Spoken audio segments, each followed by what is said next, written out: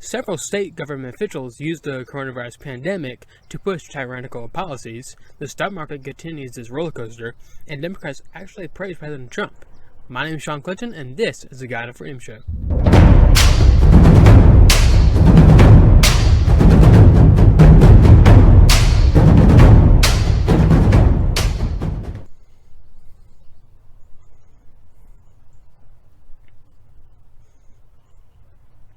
Alrighty, guys, happy Friday, and I hope everyone is enjoying their social distancing or quarantine, whatever you want to call it. But I hope everyone is staying safe and healthy, and everything, taking precautions as needed from this thing. Because this thing's gotten crazy, especially over this past week. Like everything, like shutting down and all that. But on the good side, I think everything is going to soon kind of like dwell down. The panic is going to calm down and everything. But yeah, it's been quite crazy. But if you notice, I'm kind of in a new setting here. No, it's not green screen, or so you think. But yeah, it's not really a green screen. It's actually where I used to like do my videos before I had the little actually backdrop and everything. But yeah, man, it's a really nice day outside. It's actually like, what is it? 75 degrees. That's like the perfect temperature to be outside for. So, and it's like nice and clear out and everything. And like, yeah, tomorrow, if tomorrow's like this, I'm gonna definitely go out hiking or whatever. No, I'm not gonna go and then group among 20 people or anything. It's gonna be, yeah, whatever. So, okay, so let's get on to some news and all that about this whole thing. I know probably most people are probably tired of hearing about the coronavirus stuff, but I kind of need something to talk about this show because I can't really think of anything else.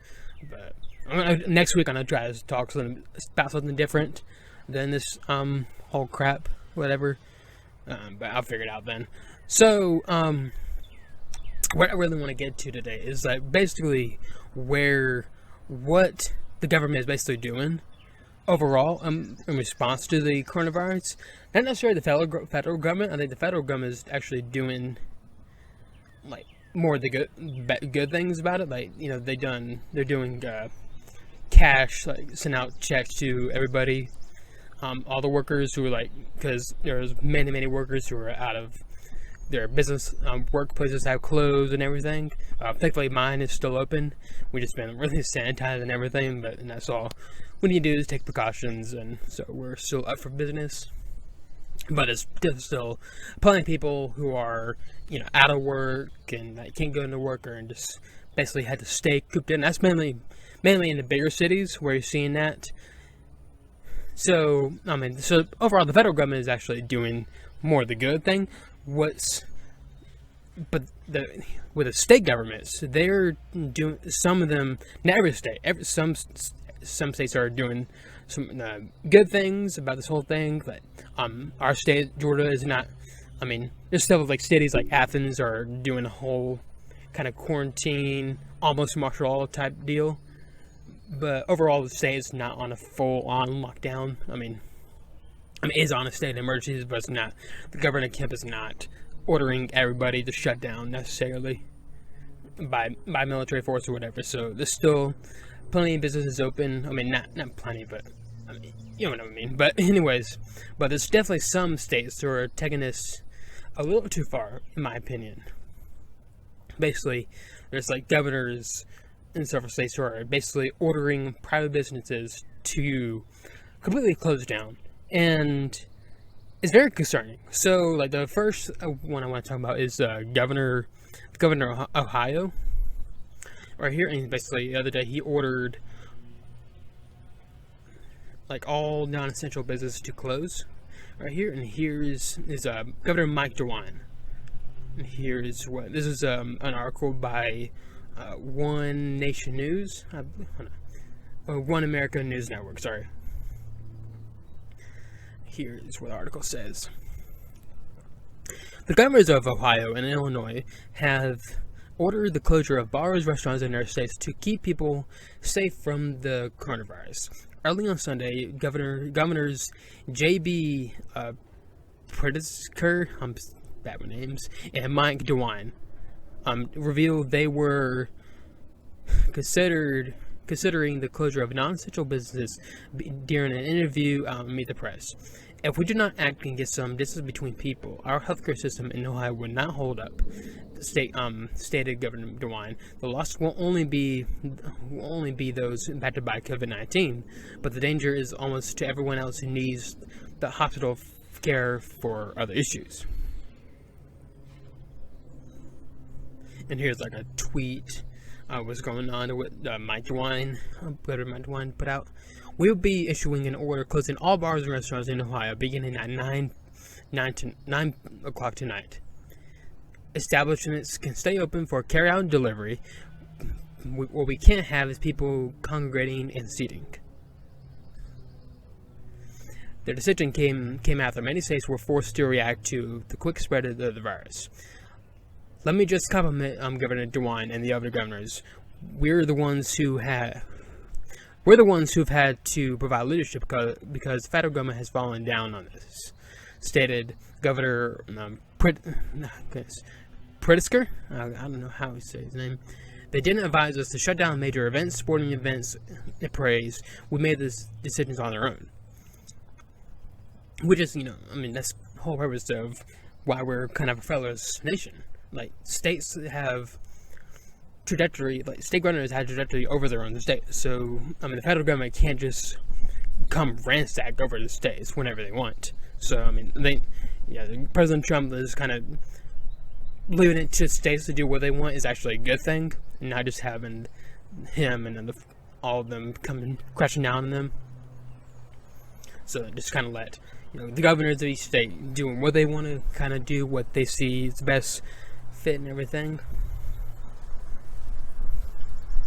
Ohio has already closed down all schools in Illinois.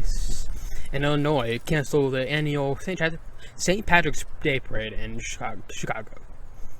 And both the governors declared a state of emergency and all that. So, to a certain extent, I see why they're doing this. To a certain extent, but I do have a problem with them ordering private businesses to basically shut down. Yes, there's still carry out and delivery available, but like the governors, like governments, the government telling private businesses you need to close down and only serve people in this way, whatever. It's kind of concerning to me as more of a conservative / libertarian and everything. So, and obviously he's not the only one that's done this. Honestly, that's not the biggest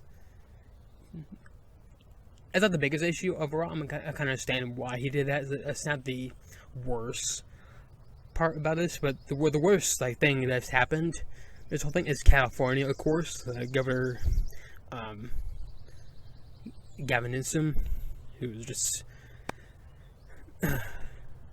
Gavin Newsom is just a crap governor.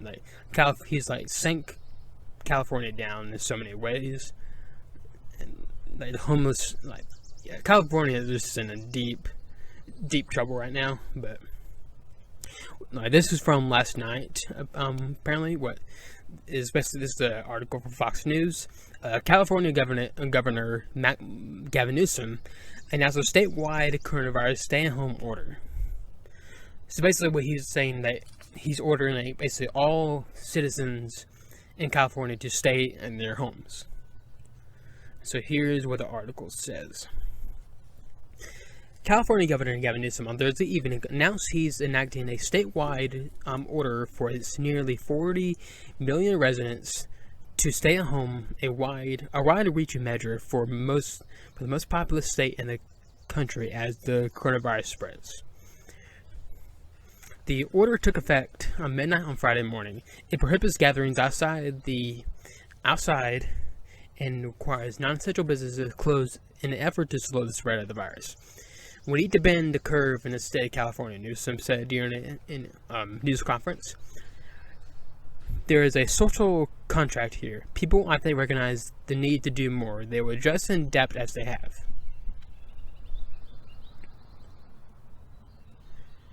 He added, "This is a moment we need to make tough decisions. This is a moment where we need some straight talk and we need to tell people the truth. Public events have been canceled and bars and dining restaurants, gyms and clubs will be closed. Essential services such as grocery stores, pharmacies, and banks will stay open. Newsom's office projected the virus will infect more than half of California's within 2 months," which is a bit of a stretch, in my opinion, but I just don't see it getting that bad from the data or whatever. But anyways, according to a letter he sent to President Trump on Wednesday, where he said the state has been disproportionately impacted in some parts of our state. Our case rate is doubling every 4 days, he wrote Trump. Newsom's order came just after Los Angeles County officials announced a near lockdown of the county, affecting 10 million residents, goodness gracious, who were urged to stay home except in cases when they need to go outside for essential needs. "We're about to enter a new way of living in Los Angeles," Mayor Eric Garcetti said at a news conference. "What we do and how we do it, and if we get this right, will determine how long this crisis lasts."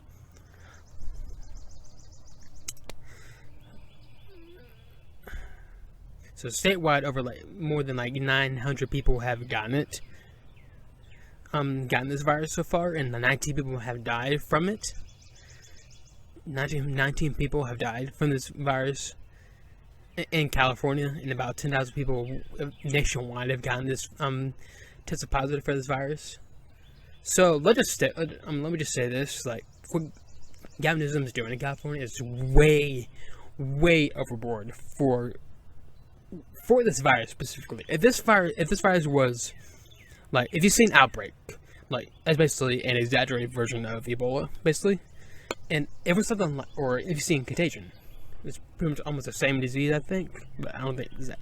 But if it was something that the virus was that severe, it would be much different. But given what this virus does and the symptoms that come with this virus and who's more at risk, this is way overboard, and it sets a bad precedent for in the future.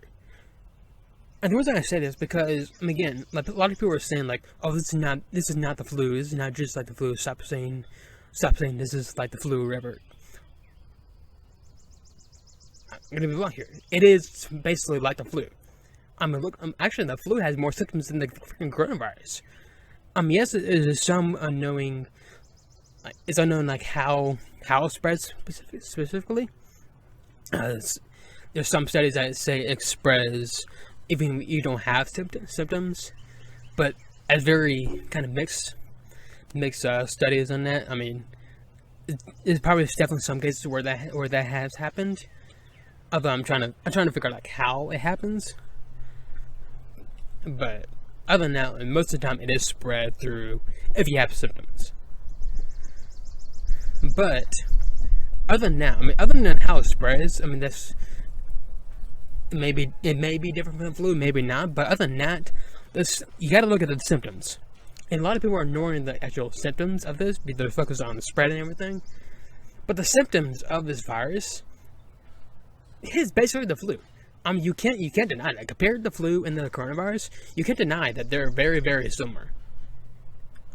So, basically with the coronavirus, the symptoms are stuffy nose, cough, fever, shortness of breath sometimes. And I don't think everybody gets shortness of breath. I think most people will probably get the stuffy nose, cough, and everything, get a fever, body aches, and all that. And the flu is the exact same thing. Exact same symptoms. And again, actually, I think the flu has more symptoms. So, this locking down the entire state, almost putting the state on martial law, almost, that's going way too far. And like I said, it's setting a bad precedent in the future. And this makes me the government's action, the state government's action, seeing what Gavin Newsom's doing and all that, that makes me more worried than what the virus can do. Like, I'm not worried about the virus at all. I mean, of course, I'm taking precautions and everything. I'm not going around like rubbing my nose or seizing everybody. I know I wash my hands, you know, taking many precautions as I can, like sanitizing what I can and all that. So that's, it sounds like I'm not taking it seriously at all. I want to take it seriously. I am taking it seriously, but at the same time, there's some things that the government needs to do, and some things that it doesn't. And but the way some governments, state governments, has done during this whole thing, again, it worries me more than the coronavirus. And the reason why I say it sets a bad precedent, because like, this thing about say, go a few years from now to the next presidential election, because I think, you know, after this whole crisis, I think President Trump will more than likely win the presidency, because there are a lot of people like just looking like how he's handling it, and like saying like, oh, he's handling it pretty well for the most part. I think he's gaining a lot of support during this. So although right now that doesn't really matter at this point. Get off my paper. This ant's crawling over. Hope not standing in a pile. But anyways, but yeah, go a few years from now. Let's say a Democrat wins on the presidency, and like seeing how like what type of governments have been doing. Imagine like someone like Gavin Newsom or takes the presidency, and like say the Democrats win the Senate and the House. Like this, like the government's like California's action and everything, it sets a bad precedent of what they can do as a federal government nationwide.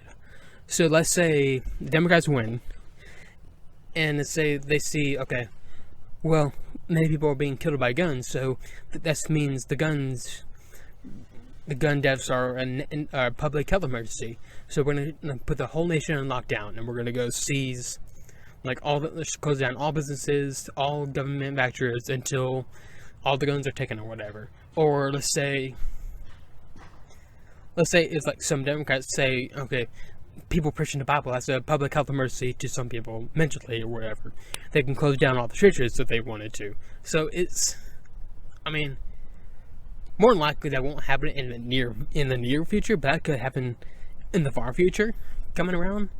But honestly, if you're like a freedom-loving American, like a conservative libertarian or whatever, like what some state governments are doing here, it should worry you.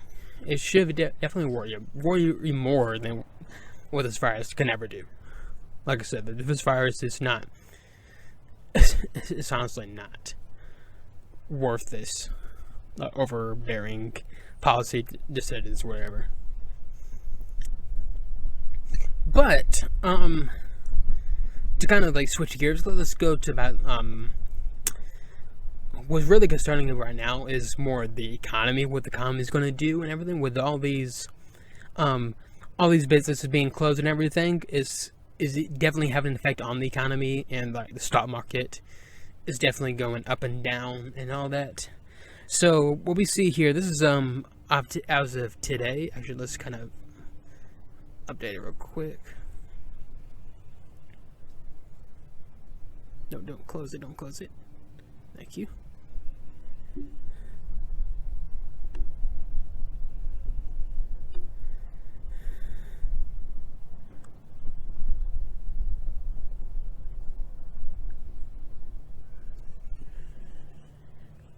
Oh, man.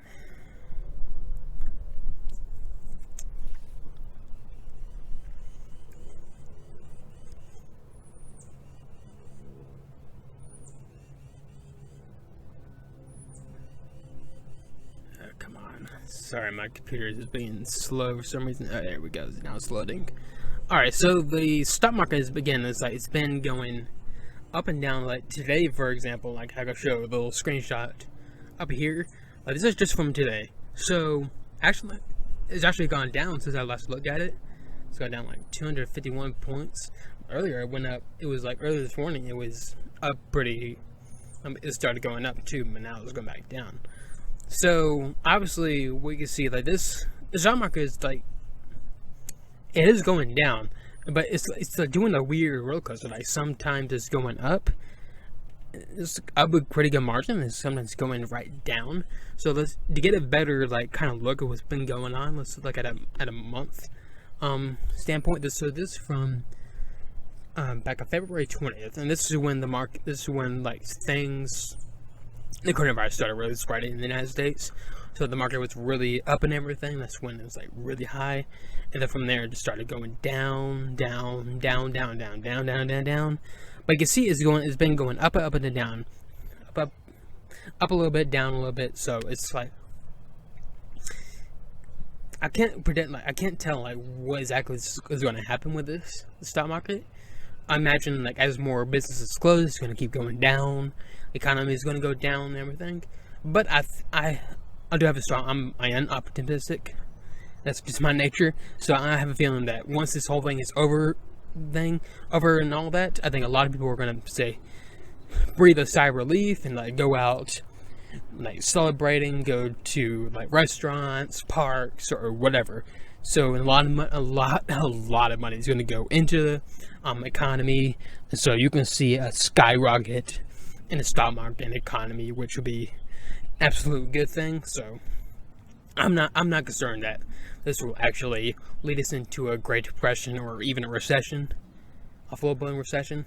I doubt that's going to happen, especially when we actually reach the full like 2 weeks or so that the government has been trajectorying.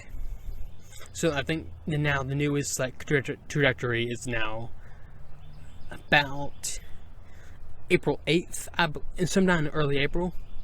That's when like things will probably start opening up and may be pushed back. But it can only be pushed back so far, honestly.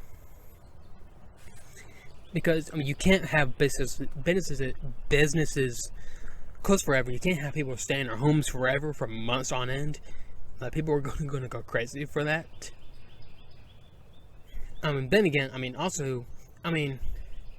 there's some people staying home like 24/7 or whatever. But honestly, if you can, like, definitely still get out, go to parks or whatever.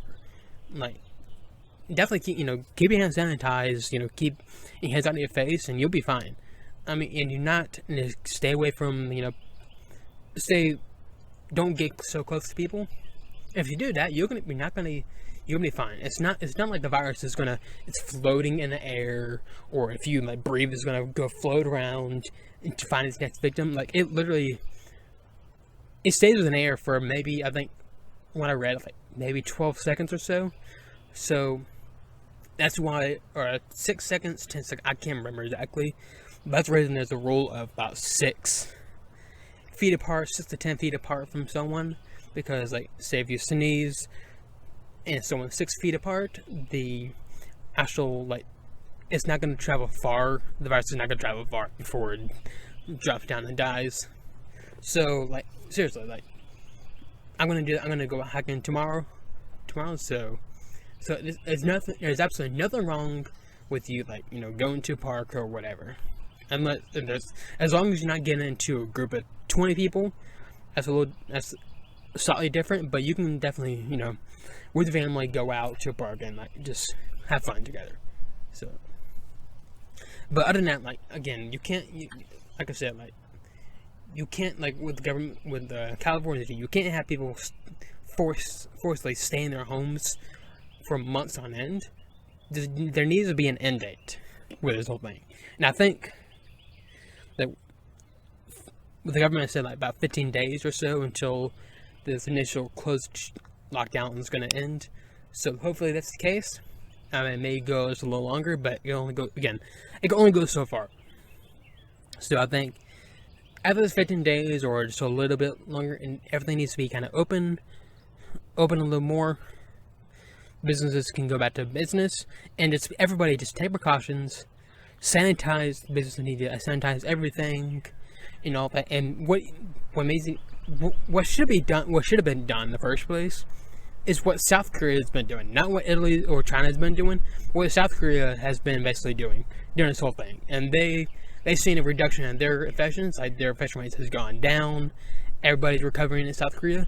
And what they did, it was different from what we're doing, Italy's doing, and China's doing, is that they didn't close down everything. They didn't close down like all their restaurants or stores, parks, or everything. They basically isolated the people who are the most risk from this virus, who is going to most likely be in the hospital if they get it, and everybody else who's like kind of normal, healthy people are free to go about their businesses, and they basically say, take precautions, but go to work, go have fun, go out about your business, whatever. And that's what America should have done from the beginning. Like, have people who are the most risk, just keep them isolated, and all that, and what some stores are doing right now actually is like having set hours for like the people who are like senior citizens, the people that are most risk, have them like go to the store separately. But other than that, keep them kind of isolated and protected. But everybody else should be free to go about their business and everything. So that's what should be done in the first place, not this full blown shutdown of everything. Because that's only going to do so much, and then it's going to do so much. But so yeah, it's all crazy. It's all crazy. I can't quite tell what's going to happen in the next week. For all we know, next week. Next week everything could be back to normal, or by next week everything could be under martial law or whatever. It's like I can't predict what's going to happen. I can't. It's a very weird time. Like, a lot of people are like, I've never seen anything like this. Like, most people have said they've never seen anything like this before. So it's a crazy time. It's a very unnerving time for a lot of people. But my advice is saying, don't worry. Just have faith in God and everything. Like, trust that He is sovereign over everything. And then and just don't worry. And just kind of look at the good stuff that's going to come out of it, and I think you'll be fine. Alrighty, so let's get to some other stuff about this whole thing. So kind of some more like kind of good news about this whole thing. There's definitely been some like what's surprising, like there's definitely some Democrats who are actually praising President Trump for how he's handling this like situation. So I got 3 examples of that. So for the first example, we got Governor Andrew Cuomo of New York. And like, here's like kind of a clip of him basically praising President Trump for his, what he's been doing with the coronavirus and everything. So, got a video right here. Let me play it. There we go. I spoke to the president this morning again. He is ready, willing, and able to help. I've been speaking with members of his staff late last night, early this morning. We need their help, especially on the hospital capacity issue. We need FEMA. FEMA has tremendous resources. When I was at HUD, I worked with FEMA. I know what they can do. I know what the Army Corps of Engineers can do. They have a capacity that we simply do not have.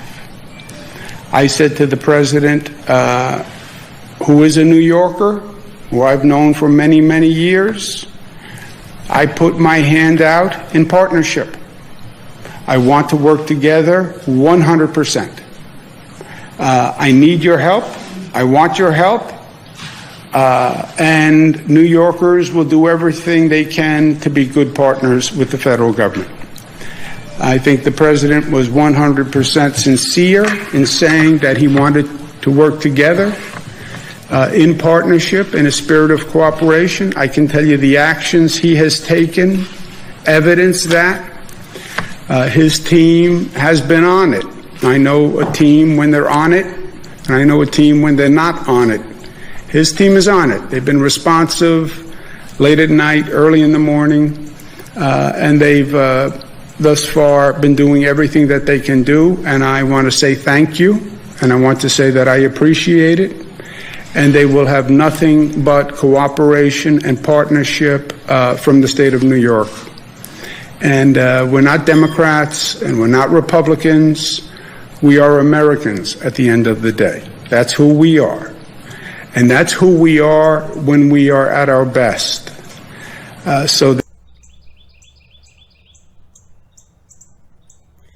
Alright, so pretty cool stuff right there. That's pretty cool stuff, but before we get to the other things, I'm actually gonna have to, if you're on Facebook or Instagram, you had to cut it off and go to YouTube or actually the God of Freedom blog page on WordPress. So if you go to there, you get the rest of this episode, where I talk about other, like whether people have been praising President Trump and some updates on the treatment of the coronavirus. Also, you can get what I took over the Book of John, starting John chapter 10 today, and also the good stuff of the week and all that. So remember, you can find me on your favorite podcast listening sites like Apple Podcasts, Spotify, and SoundCloud. And I'll see y'all next week. My name is Sean Clinton, and this is the God of Freedom Show.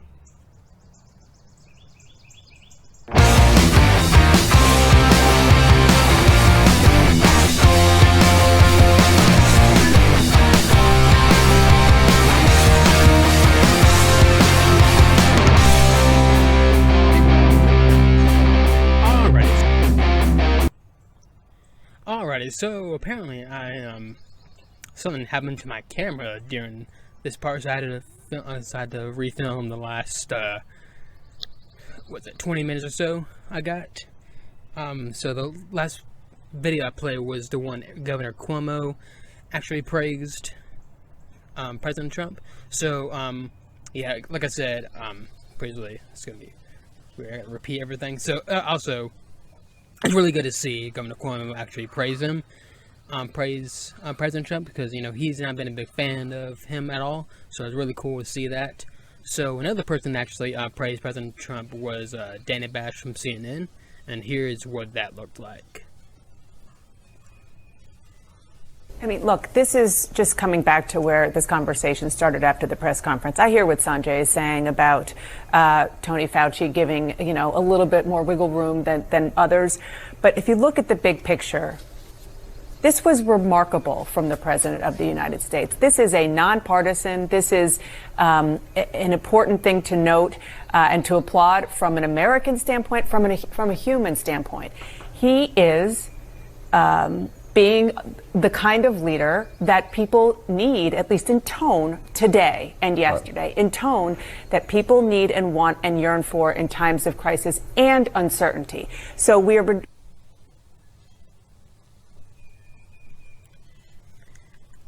So yeah, that's really good stuff right there. That's really cool to see, once again, like her actually praising President Trump during this too. Like, again, she's not a fan of the president either. But the most surprising person that's done this was Representative Ilhan Omar of Minnesota. And obviously, Ilhan Omar is not a fan of President Trump at all. So, but she actually praised President Trump during this time. And here's what she said. There's some tweets from her. She was quoting a tweet from Li Feng, and what Li Feng said in the tweet was, Trump spending mortgage foreclosures, demanding cash payments to Americans, now invoking a Defense Protection Act to force private firms to produce needed supplies is incredible. So she's praising what Trump did. And Ilhan Omar said, politics aside, this is incredible and the right response in this critical time. And she also said, Anna Presley always says, unprecedented times require unprecedented leadership, and we are seeing that in our country right now. I have faith that we will survive this as a nation and build together. Finally, we should never let politics get in the way of good policy.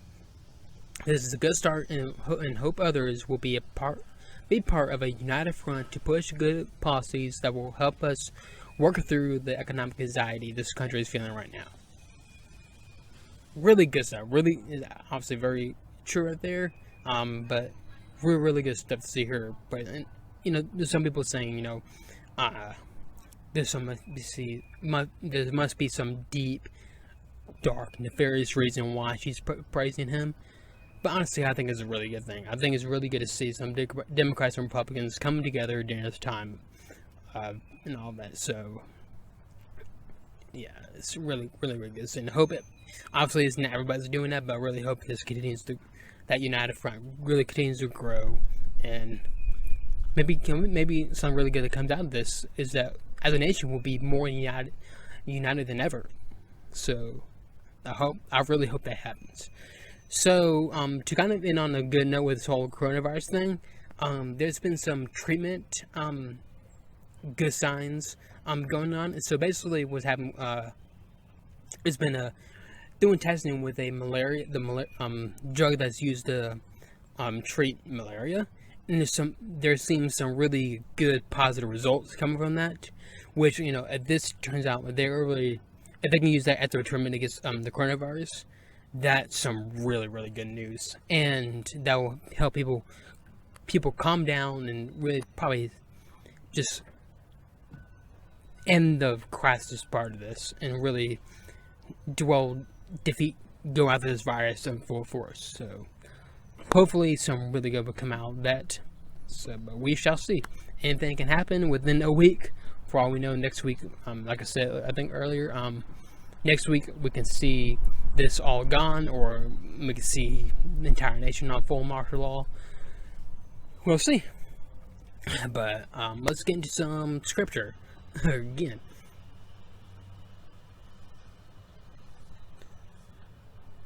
Come on. Let's make sure the camera's still rolling. Alright. So, the good news about having them do this over again is that I'm able to say better stuff than what I did. But again, I'll be starting John chapter 10 today, and you remember you can follow me along if you want. I'll be in the New Living Translation. I tell you the truth, anyone who sneaks over the wall of a sheepfold rather than going through the gate must surely be a thief and a robber. But the one who enters through the gate is the shepherd of the sheep. The gatekeeper opens the gate for him, and the sheep recognize his voice and come to him. He calls his own sheep by name and leads them out. After he has gathered his own flock, he walks ahead of them, and they follow him because they know his voice. They won't follow a stranger. They would turn and run from him because they don't follow his voice.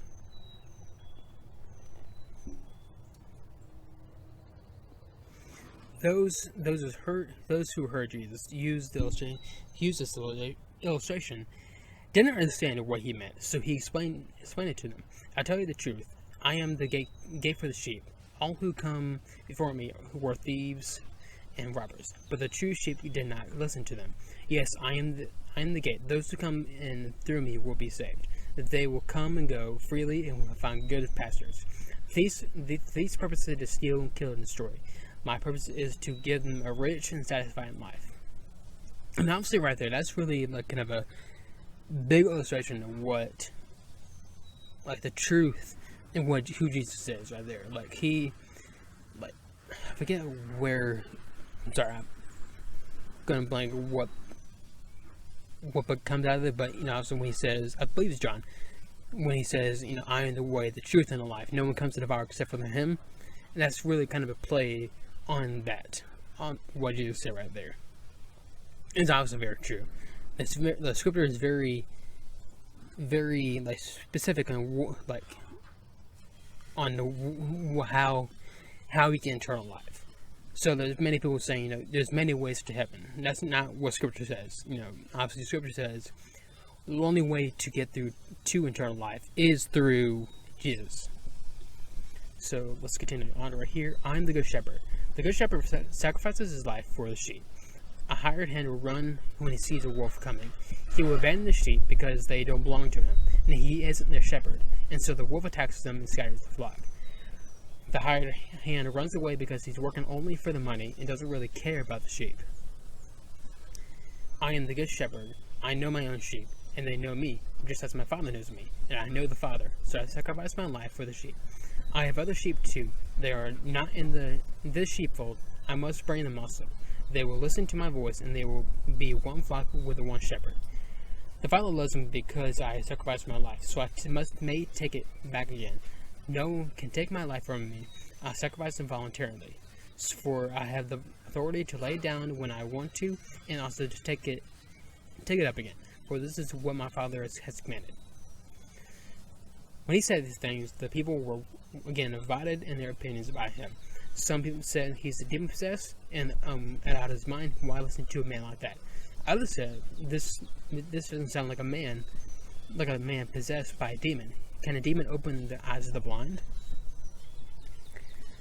So yeah, that's really good passage, and that basically this whole passage is basically the illustration of the gospel, like what Jesus came down, like who Jesus is, we are the sheep, and he leads us. We follow him, and he leads us, and he willingly sacrificed his life so that we are able to enter that gate. So it's a really good illustration. I really like how Jesus said use these parables to help people understand.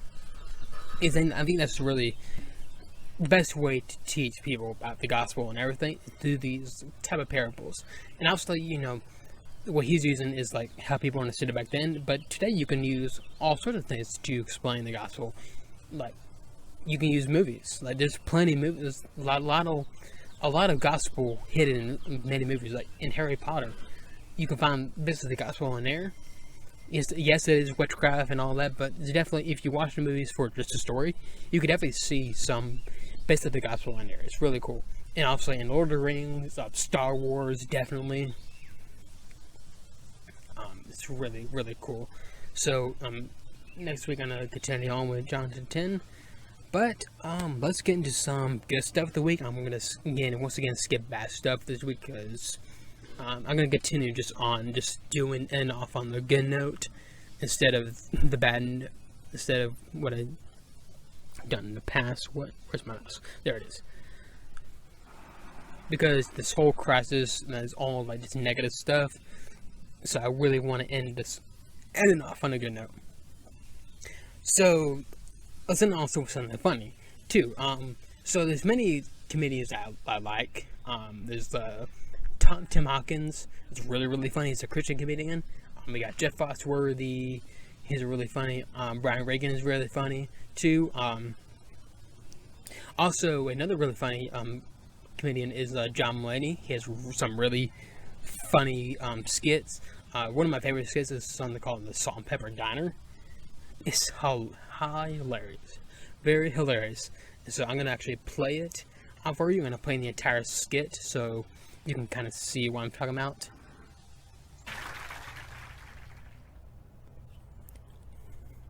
It's really funny stuff. So definitely check out some of this other stuff. Ever find a jukebox like that you can put in $1 to play some songs, whatever.